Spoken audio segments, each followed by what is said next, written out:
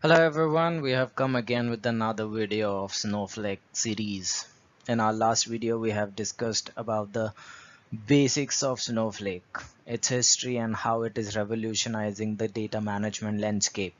If you haven't checked my last video yet, you can click on this link and watch the basics of Snowflake. Okay, so let's get started with the Snowflake's amazing architecture and how this architecture is solving the modern data problems and scalability issues. So let's see what we will be covering in this video. So first we will check Snowflake as a cloud data warehouse. Second, we will see the traditional data platform architecture. Third, Snowflake's amazing architecture, and I'll show you why I call it amazing. And the last, what's inside this architecture. So first we will look at what is data warehouse.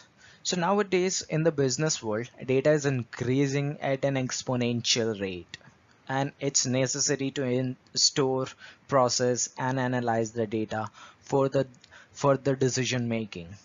Here the data warehouses come into the play with the concept of one source of truth. That means a centralized data management system which is solely responsible for storing, managing and analyzing the data. Data warehouse is like a central database that supports activities of data analytics and business intelligence. Now let's jump on Snowflake, data warehouse as a service. So Snowflake allows companies to store, manage, analyze large amounts of structured and semi-structured data by using the power of cloud computing. So you know what? Snowflake reinvents its architecture with a new cloud only SQL engine uh, that isn't built on any existing database technology, or it doesn't even use big data technology like Hadoop as well. So you know what, if Snowflake doesn't use any existing technology or architecture, how does it work behind the scenes and how it solves the issue of scalability? So okay, let's, before consuming the main courses, first we look into the starters, the traditional data platform architectures. So you know what, we will be briefly review some of the traditional data platform architecture and how they were designed to improve the scalability. So you know what, I have used scalability couple of times in this video. So what does it mean? Scalability is the ability of a system to handle increasing amount of work in our terms, that is data. So how a system, you know what, how a system is able to handle the large amounts of data. All right, so first let's look into the shared disk architecture.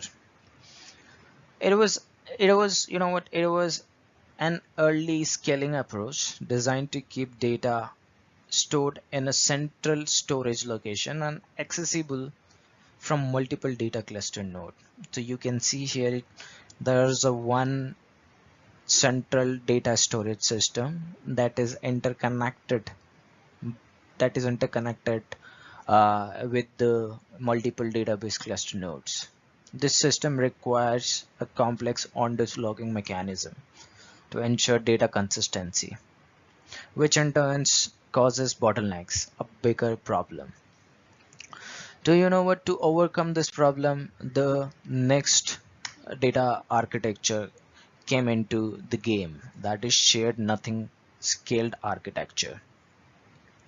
So what is that shared nothing architecture? You know what, in this architecture storage and compute are scaled together. It's with the every node of the cluster there is a storage is connected to it, the storage disconnected to it. But you know what, but in this architecture, striking right balance between storage and compute is quite difficult. Even when, if you resize the cluster, it takes a lot of time. Next, there's amazing architecture came in this world, that is Snowflake architecture. You know what, it is a hybrid model. In this hybrid model, its layers, its three different layers are physically separated but logically connected to each other. So, so you know what, you can see the three layers here. They are separately, they work separately, but you know what, logically they are interconnected to each other. So let's see what are the different layers and what's the inside this architecture. The first is your cloud service layer that coordinates the activities such as authentication, access control, and encryption. The second one is your compute layer. It consists of compute clusters and are called virtual warehouses to process the queries. And last is your data storage layer, a central data repository for storing structured and semi-structured data. So let's go deep down more about these layers. Let's first start from the cloud service layer, the brain of Snowflake. All the interaction with the data in Snowflake begin from here. As I have said earlier, this layer coordinates activities like authentication, access control, and encryption. It also includes management functions like handling infrastructure and metadata, also query parsing and optimization. So every time a user requests to log in or submits any query, then it is being handled by the cloud service layer. The next is our compute layer, the virtual warehouse. So a layer where queries are executed using compute clusters. So these compute clusters or virtual machines are provided by cloud vendors. So in our last video, I have discussed that Snowflake is a cloud agnostic platform that, you know what, that works top on any of the cloud vendors. So like in AWS, it is EC2, or if we talk about GCP, it is compute engine. So a compute cluster in Snowflake referred as a virtual warehouse. So Snowflake keeps, you know what, these storage and compute layers separate, which means the virtual warehouse can access the same data as another without any impact on performance. Snowflake supports two ways of scale virtual warehouse. One is scaling up, that means adding more machines or servers in one cluster. Second, scale out, that means adding cluster in the warehouse, that is called multi-cluster warehouse.